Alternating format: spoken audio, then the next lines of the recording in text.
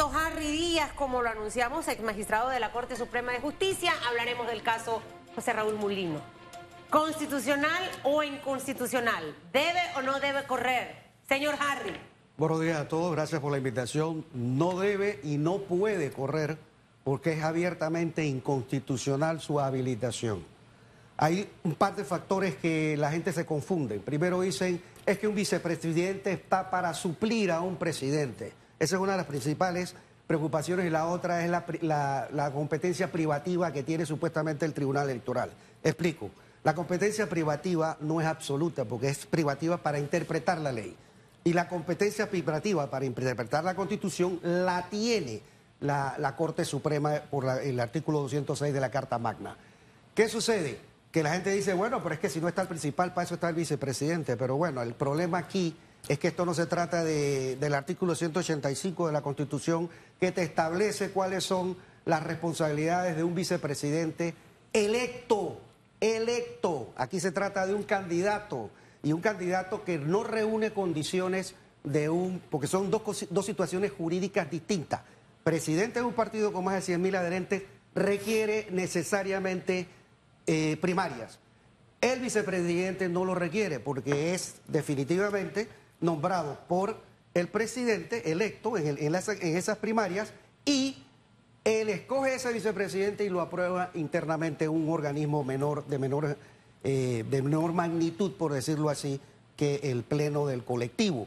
Entonces, ¿qué violaciones hay? Porque la gente lo tiene que entender. Si tú me dices a mí que vas a violar el debido proceso establecido, no solamente en el reglamento interno del partido realizando metas, en el artículo 158, que exige primarias, sino que también el artículo 352 del Código Electoral, texto único, te señala que debes ir a primarias cuando son más de 100.000 adherentes.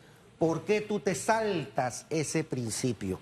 Tienes que haber cumplido con esta primaria. Y como dice Carlos Bolívar Pedrechi, la autonomía de los actos propios. Los que se han colocado en esta situación son ellos mismos. ¿Por qué? Porque ellos sabían que había un candidato que tenía múltiples procesos andando. Se cogieron el riesgo, ya con la primera condena en el 14 de julio, tenían hasta el 31 de julio del año pasado para presentar o solicitar una nueva primaria y no lo hicieron. Posteriormente a eso, por analogía, porque la única excepción que te permite el Código Electoral es cuando un candidato fallece para volver a hacer primarias. Sí. Para volver a hacer primarias. Entonces, ¿por qué no pidieron por analogía que les permitieran hacer unas primarias excepcionales, que era lo más lógico?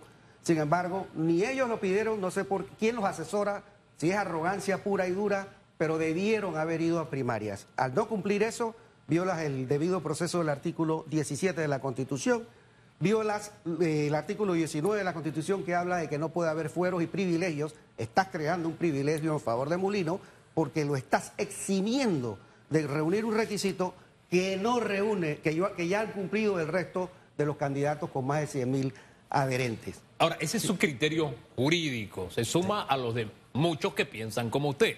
Así también en el otro bando hay muchos argumentos diciendo sí cumple con los requisitos, aquí no hay ninguna violación, e incluso elevaron una carta a la Organización de Estados Americanos que ya cursó trámite a la misión de observadores que viene a Panamá. Primero, si el tema de la OEA tendrá alguna incidencia, y el segundo argumento que escucho con insistencia es que en democracia eligen los electores, son los que tienen que elegir, no los magistrados de una corte. Esas dos cositas. Bien, vamos a lo siguiente. Primero que no entiendo, y yo no entiendo si realmente estos abogados que han solicitado esa injerencia de la OEA entienden la gravedad de lo que están haciendo. Le están pidiendo un organismo externo que se pronuncie o influencie sobre una soberanía jurídica que tienen los panameños a través de la Corte Suprema. Esto es gravísimo, muy grave. Esto es prácticamente traición a la patria y yo creo que estos abogados deben leer el artículo 425 y 435 que tienen que ver precisamente con el menoscabo a la soberanía, uno, y el otro cuando impides el funcionamiento de un órgano del Estado como la Corte Suprema. Bien. Vuelvo y te repito, ¿quién se puso en esa condición jurídica? El propio colectivo. El propio colectivo fue el que estableció que Martinelli tenía que ser el candidato de ellos. Cuando ves que las cosas no están saliendo bien, porque era evidente con las pruebas que había en el caso de New Business, debieron haber ido a primarias. ¿Por qué no lo hicieron? Quien se puso en esa situación fue el propio partido, mal asesorado, lo que tú quieras, pero ellos se tienen que hacer responsables de sus propios actos. El presidente de la República se pronunció ayer. Hemos tenido dos invitados antes que usted. El señor Deo Barrio dijo, está bien que se pronuncie, es un ciudadano, pero el señor Echevarría dijo, no, cuando un presidente se pronuncia es un acto de gobierno. ¿Cómo lo ve usted? ¿Por cuál de las dos opiniones se decanta? Definitivamente es un acto de gobierno. El señor Barrio creo que fue uno de los que precisamente solicitó la injerencia externa en los asuntos internos de este país, muy grave. Lamento que lo haya hecho, igual que el otro grupo que lo acompañó en esa misiva. Pero una vez que se pronuncia el presidente, yo no sé si estamos claros, artículo 2 de la Constitución, el poder público emana del pueblo, lo ejerce conforme a la Constitución, ejecutivo, legislativo, judicial, de forma limitada e independiente. ¿Usted ve acaso a la Corte señalándole al señor Cortizo que su política de endeudamiento, extremo endeudamiento, está correcta o no? No, usted no ve a la Corte metiéndose en las responsabilidades del órgano ejecutivo. ¿Por qué el presidente de turno, que ya ha violado multiplicidad de veces la Constitución, al tratar de imponernos un contrato minero que ya se sabía que era inconstitucional, él y su gobierno? Afortunadamente la Corte falló en derecho y es mi esperanza que la Corte no se deje intimidar por esta posición del presidente, que es una violación más a la Constitución. No puedes estar tratando de influenciar en otro órgano del Estado. ¿Eso es lo que buscaba el presidente, influenciar en la Corte, dice usted? ¿Para qué tú dices que tú no estás de acuerdo? Lo único que tiene que hacer un presidente es decir, señores, esto es competencia de la Corte según el artículo 206 de la Constitución y punto. ¿Por qué tienes que emitir tu criterio? ¿Quieres quedar bien con Dios y con el diablo? ¿Qué representaría que esta decisión no se tome oportunamente, licenciado Harris? A escasos 19 días del proceso de elecciones, nos decía el abogado Echevarría, que estuvo con nosotros también hace un momento, que hasta el día viernes es que realmente vence ese periodo, si no se debe declarar. Y usted estuvo en la Corte Suprema de Justicia, claro. En sesión permanente. ¿Cuán oportuna es la fecha en este momento, no? De poder emitir una postura ya final, para que el elector pueda saber qué es lo que va a pasar. Porque no estaría bien, pienso yo sin ser abogado, que después de las elecciones es que hay un pronunciamiento, cosa que no creo que ocurra. Mira, Susana, definitivamente la Corte está consciente de esto. Lo demostró en el caso del contrato minero, cuando el país se había hecho un desmadre total producto de la abrupta imposición de un contrato minero, y ellos respondieron ante la necesidad social como debe hacerlo, porque la Administración de Justicia busca la paz social. En este caso, que es mucho más importante porque estamos hablando de la democracia en este país y de un abuso que cometieron dos magistrados en el Tribunal Electoral, evidentemente la Corte tiene que esperar el término del 19 de abril, pero conociendo la dinámica que ha mostrado esta Corte, estoy seguro que van a fallar antes de las elecciones, porque es lo más lógico. Fallar después causa un problema. Hablemos un poquito de los tiempos para ver si se puede fallar antes. Usted que conoce los términos. ¿Cuándo se estaría declarando en sesión permanente? Bueno, pero es que tienes que esperar hasta el viernes. A ver. Eso no le impide a los magistrados estar claros con esta inconstitucionalidad. Es evidentemente inconstitucional. La gente que lee, cuando digo, lee este artículo de la Constitución, me dice, pero es que esto es inconstitucional. Evidentemente. La Corte, que se tiró 25 inconstitucionales en el contrato minero, que fue, esto es una de las, siempre lo he dicho, una de las joyas de la jurisprudencia nacional, estoy seguro que ya tienen que tener el criterio la mayoría, ¿ok? Y eso no quiere decir que ya el mismo magistrado ponente, Olmedo Arrocha, tenga ya un proyecto preparado. Todo lo que se vaya a decir probablemente de aquí al viernes ya es redundante de lo que ya se tiene opinado en los 8 días hábiles, en estos 8 días hábiles anteriores por las personas que hayan querido opinar.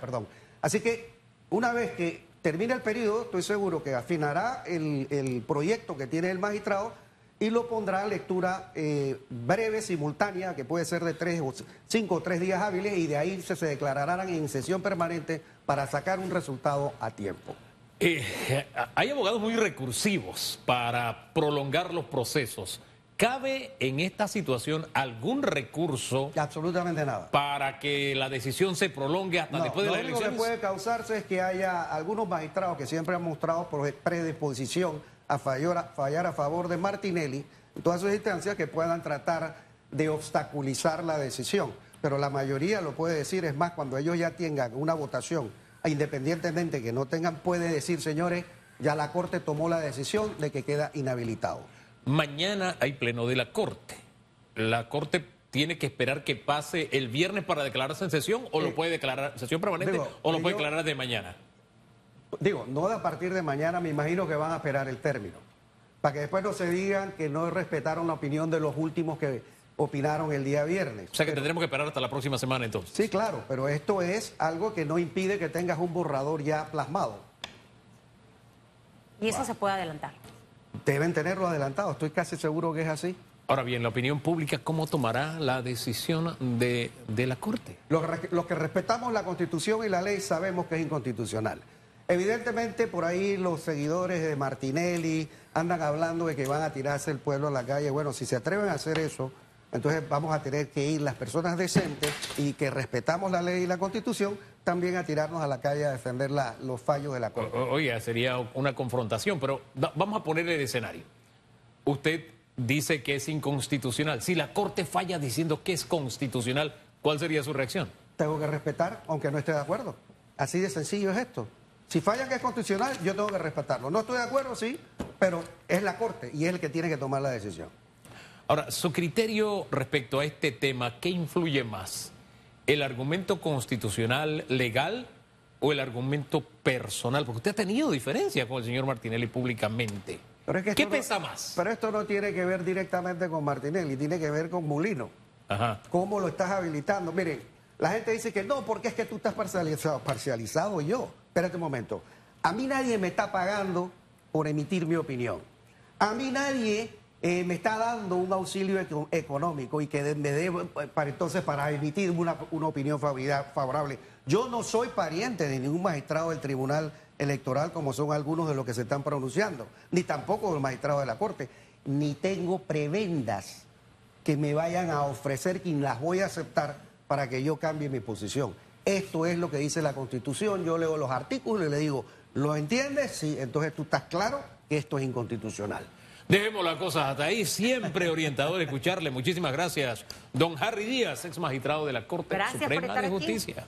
Interpretaciones de abogados, porque hemos tenido a varios. Creo que el televidente siempre cuando me encuentra en la calle, cada abogado tiene una interpretación distinta. Yo no le puedo decir si es Harry Díaz el que tiene la palabra, si es el señor de Barrio. Al final nos toca esperar a ver qué es lo que avanza Hugo Enrique Fomanía con este proceso. Mientras tanto, usted sigue evaluando y analizando a quién le va a dar su voto, no solo para presidente, sino también para candidato a diputado, representante y alcalde.